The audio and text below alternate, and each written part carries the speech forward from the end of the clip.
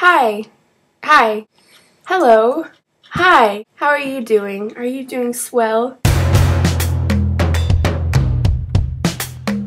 guys have allergies? I don't know if you do. If you do, let me tell you. I have allergies too, and they're so bad.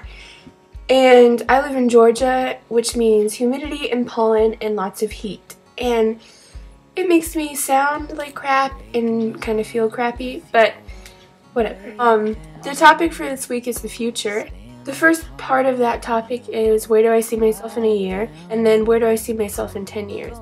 In a year, I'll be in college, living in Chicago at an art school. I'll be majoring in contemporary music and I'll be minoring in gender studies.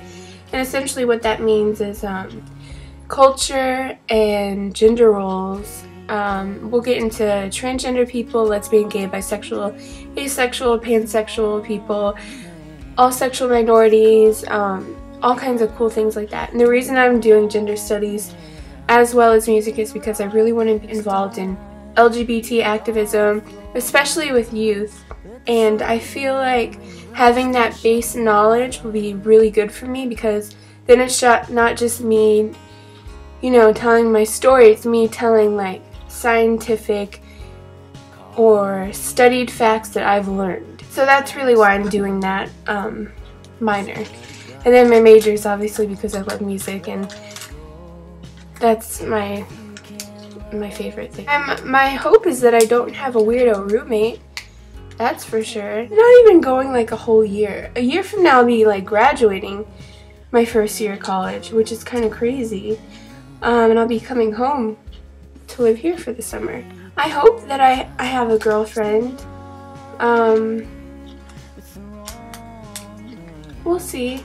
My issue is I'm tied up on one person, you know, and that's kind of hindering me from hoping that, and then I'll just get over it. Okay, the second part is where do I see myself in 10 years? Yeah, I hope to be a mommy, and I hope to be successful, and I hope to maybe be really involved with LGBT youth and be married if I can get married where I'm living. And even if I can't, I'm still gonna be married, so whatever. But yeah, so that's my plan for 10 years too. Other than that, I don't know. We'll see where life takes me, because everything's so unexpected. I don't know where I'll be living, I don't know what I'll be doing, but I'm sure that I will hopefully be married with children. The first question this week, what's my take on prom? Is it stupid or fun, or what do I think? I like it, it's fun, you know. It's an excuse to get dressed up and go dance with your friends, and that's fun. What do I do if my parents don't accept me for being LGBT? I don't have any first-hand personal experience with this, because I got super lucky and my parents are extremely accepting. They are very open. I think it can be one of the hardest things ever, because you're just being who you are. You can't change it, and you're just being you. And you're telling them the truth. And I think all parents want that honesty. But then when you tell them that truth, they're like, how dare you get out of my house, or how can you be that way? I think that if they don't accept you, you need help.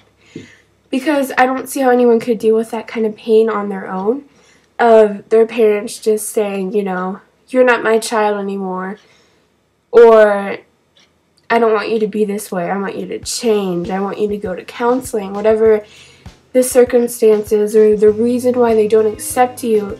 There's all these reasons. It could be their religious views, like God says that's a sin, so I don't want you to be that way, you need to get counseling to fix yourself. I just think that even if they don't accept you, you can't apologize for who you are, because you were born that way. You had no control over it. We don't say, okay, let's make our lives more difficult and like someone of the same sex, or I want to change my gender, or whatever your situation is. So Never apologize for who you are because you can't control it and you didn't choose to be that way. You can also understand where they're coming from.